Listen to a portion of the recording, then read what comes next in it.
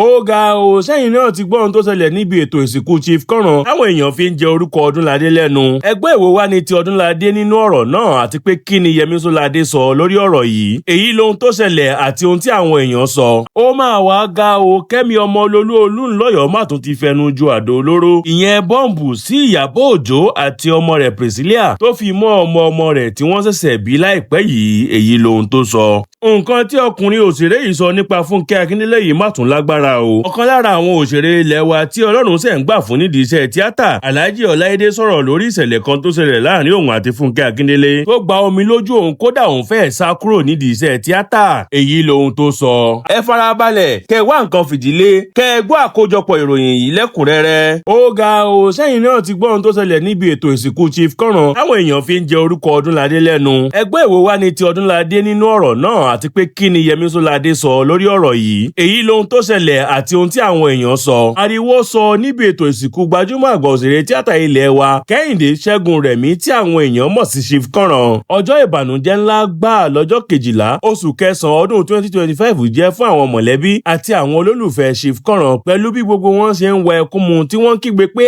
àṣẹ lóòótọ́ ni bàbá àwọn yìí ti di ẹni àná tí àwọn kò ní rí láéláé. Ó sì ti wá dárìnà kó ti dojú àlá báyìí. Kò sẹ́ni tó máa wà níbi ètò ìsìnkú àgbà òṣèré ilẹ̀ wa yìí tí kò ní bomi lójú fùrùfùrù pẹ̀lú bí àwọn ọmọ olóògbé yìí ṣe barajẹ́ tí àwọn èèyàn sì ń gbìyànjú láti rẹ̀ wọ́n lẹ́kún lọ́tùn lósì. Ètò ìsìn alẹ́ onígbàgbọ́ ni wọ́n kọ́kọ́ fi bẹ̀rẹ̀ ètò ìsìnkú náà ní ọjọ́ tọ́sídẹ̀ẹ́ ọjọ́ 11 oṣù tá a wà yìí tí àwọn èèyàn sì sọ oríṣiríṣi ẹ̀rí dáradára nípa àgbà òṣèré yìí ní ti olùṣọ́ àgùntàn àti wòlíì ilé ìjọsìn sí ànẹ́sì tí alàgbà yìí ń lọ ti ṣe ìwàásù ráńpẹ́ tó sì gbàdúrà fún àwọn mọ̀lẹ́bí olóògbé. Ẹ̀yìn èyí ni wọ́n sì pọ̀ sí àgbà òṣèré yìí tí wọ́n ní kí àwọn mọ̀lẹ́bí, ọ̀rẹ́, ará àti ojúlùmọ̀ wá dágbére ìgbà ìkẹyìn fún òṣèré yìí. Ìgbé ẹkún wa tún ta o. Tí arábìnrin Táíwò tí òun àti bàbá ìjọ jẹ́ ìbejì barajẹ́ gidigidi, kódà ṣe ló fẹ́ bẹ̀rẹ̀ sí pòrò àmọ́lẹ̀ tí àwọn èèyàn sì sáré sí. Tí wọ́n sùrùbó tí wọ́n sì ń bẹ̀, tí wọ́n ń pàrọwà fún pé Ọlọ́run yóò tù nínú, bẹ́ẹ̀ ni yóò dúró tì í, yóò sì mú ọjọ́ jìnnà síra wọn. Ọ̀kan nínú àwọn ọmọ olóògbé tó ṣàlàyé pé òun lòun rí bàbá òun yìí ní ilé ìwẹ̀ níbi tó dákẹ́ sí náà barajẹ́ gidigidi tó ń wa omijé mu. Ikú mà dóró o. Àṣàrà ìlú àbáragí ọ̀gì ọmọ àbá nǹkan jẹ́ o. Ọmọdé tàgbà ló ń wa omijé lójú níbi ètò ìsìnkú bàbá yìí tí àwọn èèyàn sì lọ bí ilẹ̀ bí ẹni ní abúlé Ẹ̀gbá ní ìpínlẹ̀ Èkó níbi tí wọ́n ti ṣe ètò ìsìnkú àgbà òṣèré ilẹ̀ wa ìtókù díẹ̀. Ó pé ẹni 70 ọdún kó tó di pé ikú pa ojú rẹ̀ dé. Ṣùgbọ́n nǹkan tó tún túbọ̀ bani nínú jẹ́ ni bí àwọn òṣèré ẹgbẹ́ rẹ̀ kò ṣe tó nǹkan kan níbi ètò ìsìnkú àgbà òṣèré ilẹ̀ wa tó wà lára àwọn tó jìṣẹ́ jìyà kí agbo òṣèré àti eré tíátà tó dé ibi tó dé lónìí. Ọ̀rọ̀ náà burú débi pé níṣe ni Yẹmí Ṣọ́ládé jáde sórí ìkànnì ayélujára rẹ̀ láti fi ẹ̀hónú rẹ̀ hàn lórí ọ̀rọ̀ náà. Àgbà òṣèré ilẹ̀ wa Yẹmí Ṣọ́ládé jáde sórí ìkànnì ayélujára Instagram rẹ̀ tó sì kọ ọ̀rọ̀ ránṣẹ́ sí àwọn òṣèré ẹgbẹ́ rẹ̀ látàrí wípé wọn ò sí ní ìkàlẹ̀ láti wá ṣe ìdágbére ìgbà ìkẹyìn tàbí láti wá fi ìjókòó yé àwọn mọ̀lẹ́bí olóògbé sí gẹ́gẹ́ bí ọ̀kan lára àwọn òṣèré tíátà. Yẹmí Ṣọ́ládé jẹ́ kó di mímọ̀ pé níṣe ni àyè tí wọ́n fi kalẹ̀ fún àwọn òṣèré ẹgbẹ́ bàbá yìí ṣòfò nítorí pé wọn ò yọjú síbẹ̀, tí pé gbogbo àwọn ètò àti ojúṣe tí wọ́n là kalẹ̀ fún àwọn òṣèré pátápátá ló wọlẹ̀ torí pé àwọn òṣèré tó wà ní ìkàlẹ̀ kò tó nǹkan kan. Inú àtẹ̀jáde rẹ̀ yìí ló ti ní eléyìí ti kọ́ mi lọ́gbọ́n pé níwọ̀n ìgbà tí èèyàn kò bá ti ní ìbùkún ohun àlùmọ́nì, onítọ̀hún kò já mọ́ nǹkan kan lórílẹ̀‐èdè Nàìjíríà. Níbo ni àwọn òṣèré tàbí àwọn ìràwọ̀ eré àgbéléwò wà nígbà tí wọ́n ń ṣe àwọn ètò ìgbà ìkẹyìn àti ìsìnkú? Ó jẹ́ ohun tó bà mí nínú jẹ́, bẹ́ẹ̀ ló jẹ́ ohun ìríra pé kò sí ẹni tó yọjú síbi ètò ìsìn orin àbí ètò alẹ́ àwọn òṣèré tí wọ́n gbé kalẹ̀ fún bàbá yìí nínú àwọn òṣèré. Ṣùgbọ́n díẹ̀ nínú àwa tá a wà ní ìkàlẹ̀ láti ṣàjọyọ̀ ìgbà ayé àti àkókò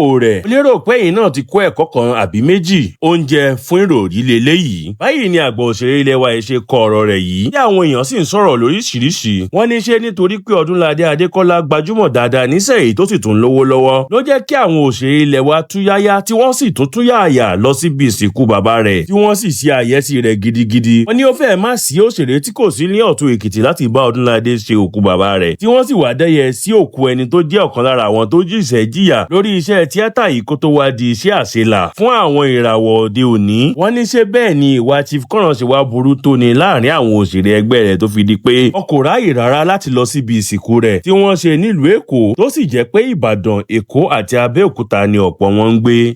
Ó máa wá ga o, Kemi Olunloyo Olunloyo má tún ti fẹnu ju àdó olóró ìyẹn bọ́ǹbù sí Iyabo Ojo àti ọmọ rẹ̀ Priscilla tó fi mọ́ ọmọ rẹ̀ tí wọ́n ṣẹ̀ṣẹ̀ bí láìpẹ́ yìí. Èyí lohun tó sọ. Ṣé gbogbo èèyàn ló ti mọ̀ pé ìjà burúkú kan lọ láàrin arẹwà òṣèrébìnrin ilẹ̀ wa ni Iyabo Alice Ojo àti arábìnrin tó máa ń sọ̀rọ̀ lórí ayélujára tó tún máa ń pe ara rẹ̀ ní oníròyìn ìwádìí ní Kemi Olunloyo Olunloyo, tí Kemi sì ti sọ oríṣiríṣi ọ̀rọ̀ burúkú nípa Iyabo Ojo, ọmọ rẹ̀ àti ọkọ ọmọ rẹ̀ tó jẹ́ olórin láti orílẹ̀-èdè Tanzania. Tí ẹ ò bá gbàgbé, Kemi ti fìgbà kan sọ pé alámì kan ti wá sọ fún òun pé ọmọkùnrin olórin tí Priscilla fẹ́ láti orílẹ̀-èdè Tanzania ìyẹn Juma Jos kò lè takutu. Ó ní nàgbọ̀nàgbọ̀n sàn rẹ̀ kò lè gbéra débi pé ó tiẹ̀ máa fún obìnrin lóyún. Tó sì tún padà jáde nígbà tí wọ́n kéde pé Priscilla ti wà nínú oyún níbi oṣù mélòó kan sẹ́yìn. Tó ní irọ́ pátápátá gbáà ni Iyabo Ojo ń tà fún àwọn olólùfẹ́ àti alátìlẹyìn rẹ̀. Ó ní níṣe ni Priscilla lọ wọ rọ́bà tó jo oyún síkùn tí àwọn olóyìnbó ń pè ní silicone, àti pé níṣe ni wọ́n lọ sanwó fún yàn láti bá wọn gbé oyún tí àwọn olóyìnbó ń pè ní surrogacy. Ó tiẹ̀ ní ìmọ̀ ìgbàlódé gan ni wọ́n lò kí obìnrin náà tó lè lóyún nítorí pé àtọ̀ ọkọ Priscilla kò lè dọ́mọ. Bẹ́ẹ̀ ló tún jáde lẹ́yìn tí wọ́n kéde pé Priscilla aya wọn lórílẹ̀-èdè Tanzania bímọ ọkùnrin làǹtìlanti. Ó ní irọ́ ńlá ní ìkéde náà. Ó ní obìnrin tí wọ́n sanwó fún ló bímọ tí wọ́n sì ń ṣe ìtọ́jú fún un lẹ́gbẹ̀ẹ́ kan tí Iyabo Ojo àti ọmọ rẹ̀ sì sáré sùn lẹ́ẹ̀ya fọ́tò pẹ̀lú ọmọ láti díbọ̀ àti láti kéde pé Priscilla bímọ. Arábìnrin ìtúnjáde pé òun máa lọ fi ìkànnì ayélujára tí wọ́n sí fún ọmọ wọn tí wọ́n sọ ní Rakim Ayọ̀mídé Nkambala sun iléeṣẹ́ Instagram nítorí pé ọmọ náà kò lẹ́tọ̀ọ́ láti ní ìkànnì náà débi pé àwọn èèyàn tó ń lọ bíi ẹgbẹ̀rún lọ́nà igba ìyẹn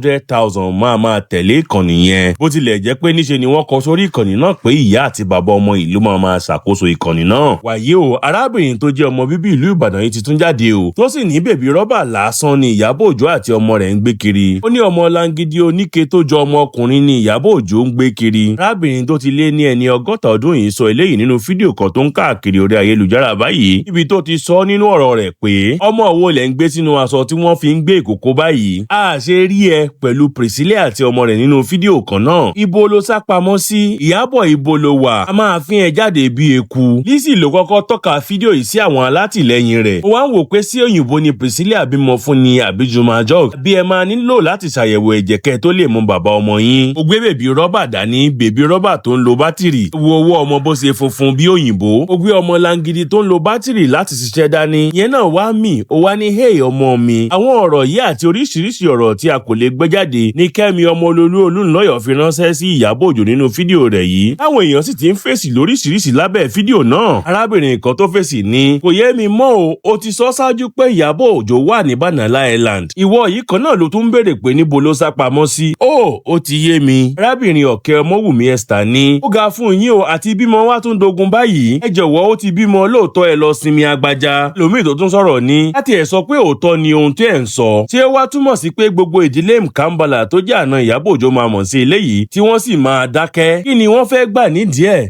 Ẹ̀rù yín ti ń bà mí báyìí o. Bẹ́ẹ̀ làwọn míì ń bẹ Kemi Olunloyo pé kó jọ kó dáríjì Iyabo Ojo nítorí pé ọ̀rọ̀ rẹ̀ ti ń tà sí ara wọn báyìí tó sì ti ń jọ kátikàti. Tí ẹ ò bá gbàgbé, láti ọdún 2017 ni Iyabo Ojo àti dókítà Kemi Olunloyo Olunloyo ti ń jà lẹ́yìn ìgbà tí arábìnrin tó pe ara rẹ̀ ní oníròyìn ìwádìí jáde ní ọdún 2017 tó ní Iyabo Ojo ń fẹ́ pásítọ̀ kan ní ìlú Port Harcourt yẹn àlùfáà David Ibiyome, tí ọ̀rọ̀ tí Kemi sì sọ yìí sọ di èrò ọgbà ẹ̀wọ̀n fún odindi oṣù 6 tó sì lọ fi ṣòkòtò péńpé roko ọba. Lẹ́yìn tó jáde ni Kemi lọ sí ilé ìjọsìn pásítọ̀ yìí láti lọ tọrọ àforíjì, ṣùgbọ́n níṣe ló tún túbọ̀ kórìíra Iyabo Ojo sí lẹ́yìn tó jáde tí wọ́n sì ti ń fún ara wọn ní ọ̀rọ̀ jẹ níwá lẹ́yìn láti ìgbà náà. Bẹ́ẹ̀ ni Kemi ti fi oríṣiríṣi àwọn ẹ̀sùn kan Iyabo Ojo torí pé ó sí ilé aṣẹ́wó tó ti ń lo àwọn omidan ilẹ̀ wa fún òwò nàbì, torí pé Naira Marley ti kó ìbásò fún Iyabo Ojo àti ọmọ rẹ̀ Priscilla papọ̀ lẹ́ẹ̀kan náà làlàlà, tó fi mọ́ pé ó wà lára àwọn tó ṣekú pa Mohbad tó sì ń bo àṣírí ìṣekúpani tí òun àti Wùmí ìyàwó Mohbad ṣe àti àwọn ẹ̀sùn míì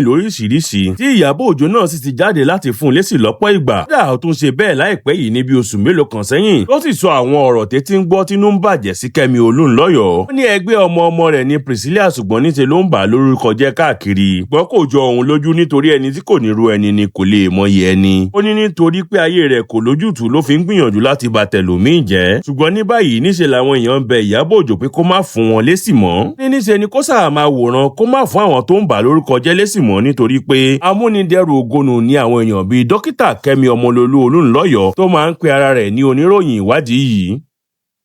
Nǹkan tí ọkùnrin òṣèré yìí sọ nípa Funke Akindele yìí má tún lágbára o. Ọ̀kan lára àwọn òṣèré ilẹ̀ wa tí Ọlọ́run ṣẹ̀ ń gbà fún nídìí iṣẹ́ tíátà, Alhaji Ọláídé sọ̀rọ̀ lórí ìṣẹ̀lẹ̀ kan tó ṣẹlẹ̀ láàrin òun àti Funke Akindele tó gba omi lójú òun, kódà òun fẹ́ẹ̀ sá kúrò nídìí iṣẹ́ tíátà. Èyí lohun tó sọ. Àṣé lóòótọ́ ni pé ẹni tó sùn mí lè gbàgbé, ṣùgbọ́n ẹni tó kò ní gbàgbé láéláé. Ṣé ẹ mọ̀ pé àwọn àgbà tiẹ̀ ní a ò lè rìn kórí ó má mì, kò sì sí bí èèyàn ṣe lè dáa tó kó má kù síbì kan. Ó tilẹ̀ jẹ́ pé ọ̀pọ̀ nínú àwọn òṣèré ilẹ̀ wa ló ti sọ̀rọ̀ nípa gbajúmọ̀ òṣèré ilẹ̀ wa tí sinimá rẹ̀ máa ń tayọ gidigidi, táwọn tiẹ̀ tún máa ń tọ́ka sí gẹ́gẹ́ bí aṣáájú gbogbo àwọn tó máa ń gbé sinimá jáde nílẹ̀ adúláwọ̀ ní Funke Akindele, tó sì jẹ́ pé ọ̀rọ̀ dáadáa ni wọ́n sábà máa ń sọ nípa rẹ̀. Àwọn kan ṣe ń ròyìn irú àwọn oore tó ti ṣe fáwọn, àwọn míì máa ń sọ̀rọ̀ lórí bó ṣe fún àwọn láǹfààní láti gòkè. Ṣùgbọ́n ìdàkejì ọ̀rọ̀ ni òṣèré ilẹ̀ wa tọ́lọ́run ṣẹ̀ṣẹ̀ ń gbà fún nídìí iṣẹ́ tíátà tó yàn láàyò ní Ọláídé Ọládipúpọ̀, táwọn tiẹ̀ máa ń pè ní Alhaji Ọláídé, sọ níbi ìfọ̀rọ̀wérọ̀ kan tó ṣe pẹ̀lú iléeṣẹ́ Feel Right News TV, níbi tó ti sọ̀rọ̀ lórí ìrìn àjò ayé rẹ̀ àti àwọn ìrírí rẹ̀ gẹ́gẹ́ bí òṣèré. Nígbà tí òṣèré yìí sọ̀rọ̀ lórí àwọn ìṣẹ̀lẹ̀ mọ́nìgbàgbé àti ìdojúkọ tó ti ní, pàápàá jùlọ nídìí iṣẹ́ tíátà, ló ti ṣàlàyé ìṣẹ̀lẹ̀ mọ́nìgbàgbé kan tó ṣẹlẹ̀ láàrin òun àti Funke Akindele. Ó ní Funke Akindele fi ẹ̀yìn ọwọ́ kó ìgbájú olóyè fún òun. Ó ní ìṣẹ̀lẹ̀ yìí gba omi lójú òun, kódà òun da iṣẹ́ tíátà rò bóyá òun sì máa lè tẹ̀síwájú nídìí iṣẹ́ náà. Ó ní pabambarì rẹ̀ ni pé níṣe ni wọ́n ní kí òun tún lọ bẹ̀ Funke Akindele lẹ́yìn tó ṣe ohun tó dùn òun gidigidi yìí fún òun. Inú àlàyé rẹ̀ ni òṣèré ilẹ̀ wa Ọláídé ti ní ìṣẹ̀lẹ̀ burúkú kan ṣẹlẹ̀ ní ọdún 2006 tí mi ò lè gbàgbé láyéláyé. Ọjọ́ yìí le púpọ̀ tí kìí ṣe díẹ̀. Àǹtí wa kan kò sí kó tó fẹ́ pàgbà tí kò ní bá polo orí ẹ̀ níbẹ̀. Mi ò sọ ọ̀rọ̀ yìí láti kéré wọn o, mi ò sọ ọ̀rọ̀ yìí láti fi yẹ̀yẹ́ wọn o, nítorí lẹ́yìn ìgbà náà wọ́n ti ṣe dáadáa fún mi. Lẹ́yìn ìgbà yẹn mo ti lọ síbi iṣẹ́ wọn, mo ti lọ sí sinimá wọn, ṣùgbọ́n mo kàn fi rántí nǹkan tó ti ṣẹlẹ̀ rí nígbà yẹn tó kọ́kọ́ mú ọ̀rọ̀ fíìmù sún mi. Ó mà ga ò, mo dúpẹ́ lọ́wọ́ Ọlọ́run, aláàjì ni mi, mo lọ sí Mẹ́kà, mo dé mo dẹ̀ ń dúpẹ́ fọlọ́run. Ó lé omi ò dẹ̀ nífẹ̀ẹ́ káwọn èèyàn rí kí wọ́n máa fi bínú àbí kán máa rò pé mo fẹ́ fi yẹ̀yẹ́ wọn. Jennifer àti Funke Akindele ń yaṣẹ́ ọ̀gá mi kan lọ́wọ́ ní ọdún 2006. Bá a ṣe ń yaṣẹ́ ọ̀gá mi yìí lọ́wọ́, àwa náà ti ń múra láti kúrò lọ́dọ̀ ọ̀gá wa. Tó di ọjọ́ tá a yaṣẹ́ yẹn ni mo ti pàdé àti Funke lóko eré kan, jọ ṣiṣẹ́ níbẹ̀ ni. Àti wọ́n ti ní àwa náà fẹ́ gba òmìnira. Èmi ti ń tẹ̀lé Rachel Oliga kí Ọlọ́run bá mi dẹlẹ̀ fún wọn. Ó ti ń tẹ̀lé Rachel Oliga lọ sóko eré. Ní bọ̀bọ̀ kan àyànfẹ́ ni wọ́n máa ń pè, òun náà máa ń tẹ̀lé bọ̀dá Fẹ́mi. A máa ń pàdé dáadáa, gbogbo wa jọ máa ń ṣeré dáadáa nígbà yẹn. Ó máa ń tẹ̀lé bọ̀dá Fẹ́mi nígbà yẹn, èmi máa ń tẹ̀lé Rachel Oliga. Wá lọ sóko eré kan, mo wá pàdé àti Funke níbẹ̀. Ẹ dẹ̀ mọ̀ gẹ́gẹ́ bí ọmọ ìkọ́ṣẹ́ tó sì wà lábẹ́ ọ̀gá ẹ̀, gbọ́n tó ní orí ọ̀fẹ́ láti máa tẹ̀lé àwọn gbajúmọ̀. Ó dẹ̀ ti wò pé a ti jọ ṣe dáadáa ní oko eré tá a ti kọ́kọ́ pàdé. Nígbà tá a wá padà pàdé ní oko eré ọ̀gá mi yìí, bí mo ṣe lọ bá àti Funke nìyẹn. Mo ní sista ẹ kú ọjọ́ mẹ́ta kìnnìkan mo fọwọ́ kàn wọ́n lóòótọ́. Mo ní báwo ni iṣẹ́ tá a dẹ̀ ṣe nígbà báyìí tó ti jáde ni. Nǹkan tí mo máa rí ni ẹ̀yìn ọwọ́ létí mi, wọ́n gbá etí mi tààràtààrà. Báwo ló ṣe máa fọwọ́ kàn mí kìnnìkan. Omi jábọ́ lójú mi, mo sunkún. Mo sọ lọ́jọ́ yẹn pé ṣé màá sì lè máa ṣiṣẹ́ fíìmù yìí ṣá? Ṣé màá sì máa ṣe eré orí ìtàgé yìí ṣá? Tó tún wá pani lẹ́rìn jù ni pé ìgbà tí ariwo yẹn ń lọ, ọ̀kan lára àwọn ọ̀gá mi Akeem Kùsọ́kọ́ wá béèrè lọ́wọ́ mi pé kí ló fa wàhálà, kí ló ṣẹlẹ̀, kí ló fa ariwo? Mi ò pariwo, àmọ́ mò ń ké. Mo ní àǹtí yìí ni mi ò ṣe kankan fún wọn o, mo kàn lọ bá wọn ni pé àǹtí ẹ kú ọjọ́ mẹ́ta, ẹ jọ̀ọ́ ṣé iṣẹ́ tá a ṣe nígbà báyìí ti jáde? Nǹkan tí mo rí leléyìí o. Mo fi Ọlọ́run búra, ẹni tó sùn lè gbàgbé, ṣùgbọ́n èmi tí mo kó mi ò lè gbàgbé láéláé. Àwọn tiẹ̀ lè má rántí mọ́. Mi ò sọ láti fi bà wọ́n jẹ́ o. Ti ṣe dáadáa fún mi lẹ́yìn ìgbà yẹn. Báyìí ni òṣèré yìí ṣe ṣe àlàyé ìṣẹ̀lẹ̀ náà. Sì ní òun ti hàn nínú sinimá Funke Akindele tí àkọlé rẹ̀ ń jẹ́ Everybody Loves Jennifer lẹ́yìn ìgbà yẹn. Bẹ́ẹ̀ ló ń tẹnu mọ́ pé òun kàn sọ ìtàn ohun tó ṣẹlẹ̀ ni o. Òun kò fi bà òṣèré yìí jẹ́. Ní ohun tó ya òun lẹ́nu jù nínú gbogbo ọ̀rọ̀ yìí ni ìgbà tí ọ̀gá òun Akeem Kùsọ́kọ́ sọ fún òun pé kí òun lọ bẹ̀ Funke Akindele. Kí òun sì padà mọ̀ pé níṣe lọ̀gá òun yìí ń fẹ́ dáadáa òun tó sì fẹ́ kí ọjọ́ ọ̀la òun kó dáa. Kí òun padà lọ bẹ̀ Funke Akindele pé kó jọ̀wọ́ kó má bínú sí òun torí ọjọ́ yẹn nìkan kọ́, ṣùgbọ́n nítorí irú ọjọ́ òní. Ẹ ló ní òun dúpẹ́ lọ́wọ́ Ọlọ́run fún ibi tó ràn òun lọ́wọ́ dé lónìí. Ṣùgbọ́n ohun tí àwọn èèyàn sọ nípa àlàyé tí òṣèré yìí sọ ni pé bí òun náà ṣe fọwọ́ kan òṣèrébìnrin yìí kù díẹ̀ káàtó. wọ́n ní Fúnkẹ́ kò ṣàìdá kankan fún un pẹ̀lú bó ṣe gbá ojú rẹ̀ nítorí pé ó yẹ kó mọ̀ pé ẹnu la máa fi ń sọ̀rọ̀, kò sì dìgbà tó bá fọwọ́ kàn kó tó lè bá a sọ̀rọ̀ tàbí béèrè àwọn ohun tó fẹ́ béèrè lọ́wọ́ rẹ̀. wọn kan tiẹ̀ ní ó ṣeé ṣe kó jẹ́ àsìkò tí ara ń kan Fúnkẹ́ Akíndélé lọ́wọ́ ló lọ fọwọ́ kàn. wọ́n ní ìdí nìyẹn tí kò fi dáa kéèyàn máa fọwọ́ kan èèyàn tíyàn ò bá ní ìrẹ́pọ̀ tàbí àjọṣepọ̀ kankan torí pé ó ṣeé ṣe kó bọ́ sódì lára wọn. fún ìdí èyí Fúnkẹ́ Akíndélé kò sí ohun tó burú rárá. ẹ̀ làwọn míín sọ pé ọ̀rọ̀ ẹnu lásán lè ṣe nǹkan tí Fúnkẹ́ Akíndélé fi ìgbájú olóyè ṣe yìí. ojúmọ́ ayọ̀, ojúmọ́ dùnú, ojúmọ́ fọkànbalẹ̀, ojú òní pọ́n yín o tọ́lójú owó ìpọ́n dàda kò sí epo ìtàyìn lórúkọ tá a mú sẹlẹ́dẹ̀ ìdárò ó ní ẹ̀ ní fìnira ṣayé níbi tójúmọ́ ti mọ́ ibi tílẹ̀ ti ń sú ibi tẹ́ ẹ ti ń sùn ẹ̀ ní jílékú lọ́wọ́ o àdé ìdásọ dáràn ẹ̀ ní dáràn ayé o. orúkọ èmi tí mò ń sọ̀rọ̀ ni aṣíwájú ìyálóde ní ìlú Pàṣà.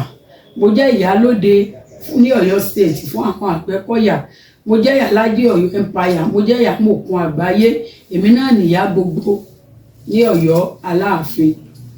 ẹ kú ojúmọ́ ayọ̀, ojúmọ́ re o. ojú tó mọ yín lónìí ẹ̀ní jáde lékú lọ́wọ́. mo wá pè wá sákìyèsí pé ewé ń bẹ o fẹ́ni tó bá mọ̀ ọ́n lò. gbogbo tí ń ṣẹlẹ̀ káàkiri àgbáyé nǹkan pọ̀ lóríṣiríṣi tí ń ṣẹlẹ̀, àìsàn oríṣiríṣi ló káyé táwọn èbó ń fún lóko, ó sì ní táwa náà ń pè nígbà wáṣẹ̀ kó tó di ogun pé bí èèyàn bá fẹsẹ̀ kọ tí ò tètè san ẹ bá ti gbé e dé kíní èbó ti fún lóko tí ọmọ jẹ́.